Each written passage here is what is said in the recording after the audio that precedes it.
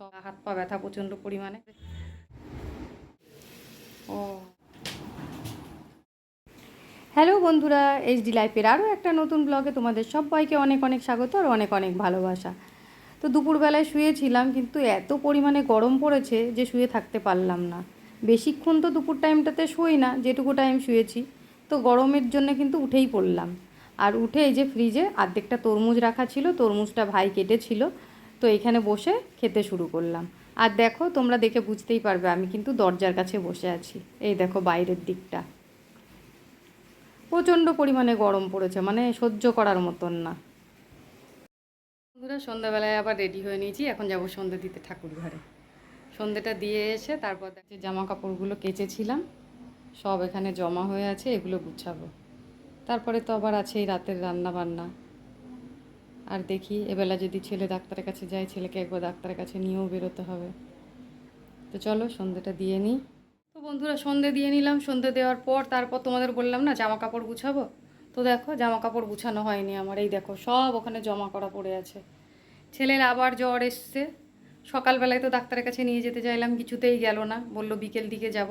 এখন বিকেলবেলায় বলছে আমি এখন যেতে পারবো না ডাক্তারের কাছে, দেখছি খুব জ্বর এসছে। আর ওই যে মাথা ধুইয়ে দিলাম, অনেকক্ষণ ধরেই মাথা ধুইয়ে দিলাম।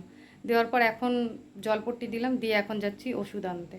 দোকানে যাই, গিয়ে দেখি জ্বরের ওষুধ, জ্বর, গা হাত পা ব্যথা প্রচণ্ড পরিমাণে। কিছুতেই তো ওকে নিয়ে যেতে পারছি না, যেতে রাজিই হচ্ছে না ডাক্তারের কাছে। তো এখন আমি বেরোচ্ছি একটুখানি ওষুধ আনতে। ওখানে গিয়ে বলি দেখি গা হাত পা ব্যথা আর জ্বরের ওষুধ কীরকম দেয়।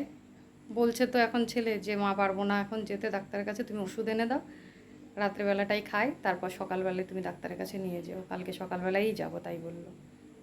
তো চলো আপাতত যাই ওষুধটা নিয়ে আসি। তো দেখো বন্ধুরা, বেরিয়ে পড়লাম। আর তোমরা দেখে বুঝতেই পারছো আমার গলা টলা পুরো ঘেমে আছে, কি পরিমাণে তাহলে গরম পড়েছে। তো বন্ধুরা, ওষুধ নিয়ে ছেলের খাবার নিয়ে আমি এখন বাড়ি ফিরছি। আর ওষুধের দোকান থেকে অ্যান্টিবায়োটিকও দিয়েছে, কেননা ছেলের 3-4 দিন ধরে জ্বর, তো সেই জন্য বললো অ্যান্টিবায়োটিকটা লাগবে।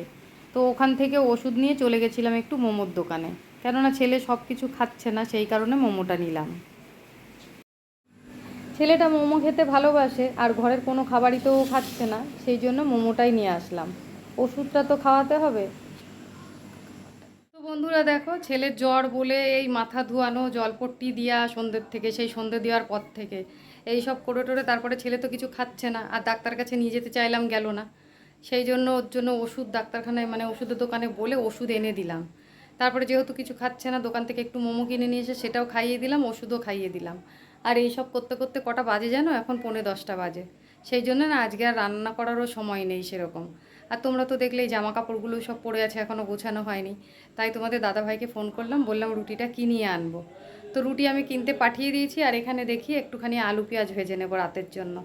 তো রাতে ওই আলু পেঁয়াজ ভাজা দিয়েই রুটিটা খাওয়া হয়ে যাবে। তো যাই হোক বন্ধুরা, এমনিই তো শরীরও ভালো নেই, মনটাও খুব একটা ভালো নেই, আর ছেলেটার ওই রকম জ্বর, আর সারাদিন প্রচুর খাটাখাটনি পড়েছে। সেই জন্য আজকের ভিডিওটা এই পর্যন্তই।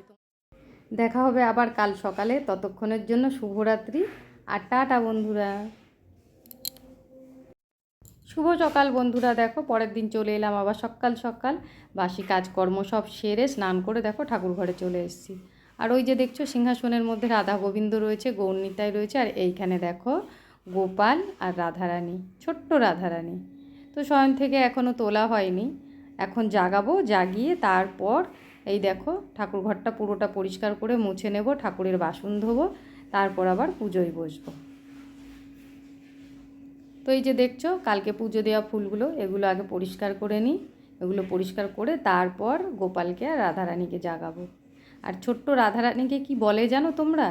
আশা করি জানো, তবুও বলি যারা জানো না, ছোট্ট রাধারানীকে লালি বলা হয়। আর এই যে আমাদের বড় রাধারানী, শ্রীকৃষ্ণ, গৌরনিতাই এই যে সিংহাসনের ভেতরে দেখো। আর এই যে মা লক্ষ্মী। তো চলো এখন আমি ঠাকুর ঘরটা ভালো করে পরিষ্কার করে নিয়ে তারপরে পুজোটা সেরে নিই। তারপর কথা হচ্ছে আবার রান্নাঘরে গিয়ে।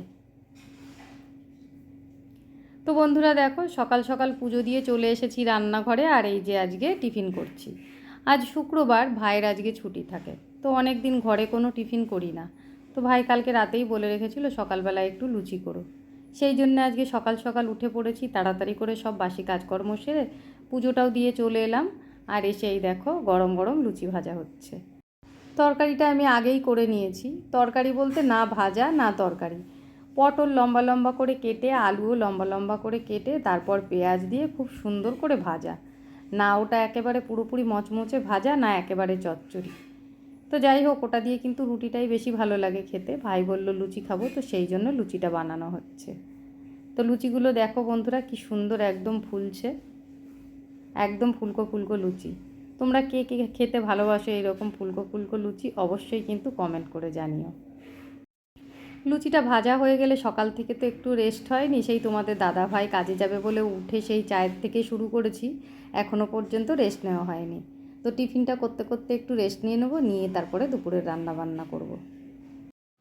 তো বন্ধুরা দেখো রান্না বান্না আমার হয়ে গেছে। এখানে দেখো আমি চিকেন কষা করেছি, আর আজকে কিন্তু সেরকম রান্না বান্নার ঝামেলা কিছু করিনি। চিকেন কষাটা করেছি ছেলের জন্য, তোমরা তো জানোই ছেলের জ্বর, কাল থেকে আজকে একটু কম আছে, কেননা ওষুধ কিনে এনে দিয়ে খাওয়ার পর কাল থেকে ওর জ্বরটা আর আসেনি। আর এই যেখানে দেখতে পাচ্ছ আমি বড়া ভাজছি, এটা শিউলি ফুলের পাতার বড়া। মুখে রুচি না থাকলে এই শিউলি ফুলের পাতার বড়া খেলে কিন্তু মুখে রুচি আসে।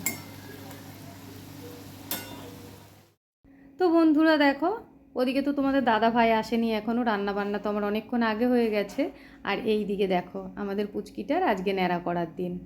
আসলে আমাদের বাড়িতে 18 মাস বয়স না হওয়া পর্যন্ত কোনো বাচ্চার ন্যাড়া করা হয় না, সেই নিয়ম মতন আজকেও ওর ন্যাড়া করা হচ্ছে। তো সবাই খুব চিন্তায় ছিলাম কি করে ন্যাড়া করানো হবে। তো ওর মা ফোনটা চালিয়ে ওর সামনে দিয়ে রেখে দিয়েছিল, ও কিন্তু দিব্যি দেখছিল। মাথাটা যেহেতু চুলটা ন্যাড়া হচ্ছে বুঝতে পারছিল, তাই মাঝে মধ্যে একটু মাথাটা নাড়াচ্ছিল, তবে অসুবিধা হয়নি, ভালোভাবেই ন্যাড়াটা করা হয়ে গেছে। তো বন্ধুরা তোমাদের দাদাভাই আসতে দেরি করছিল, পরে ফোন করে বলে দিল আজকে আসতে পারবে না, ওর খাবারটা পাঠিয়ে দিয়ে দেখো আমি খেতে বসেছি। আর এই দেখো আজকে আমাদের রান্নাবান্না কি হয়েছে, চিকেন কষাটা তো ছেলের জন্যই করেছি, আর এখানে আমাদের জন্য রয়েছে ইলিশ মাছ ভাজা, সাথে ইলিশ মাছের তেল, আর এখানে আছে শিউলি ফুলের পাতার বড়া, আর আছে ইলিশ মাছ ভাপা। তো বন্ধুরা আমার আজকের ভিডিওটা এই পর্যন্তই, তোমাদের কেমন লাগলো অবশ্যই কিন্তু কমেন্টে জানিও। যদি ভালো লেগে থাকে একটা লাইক কমেন্ট শেয়ার করে দিও, আর চ্যানেলে নতুন হয়ে থাকলে একটা সাবস্ক্রাইব করার অনুরোধ রইল। টাটা বন্ধুরা।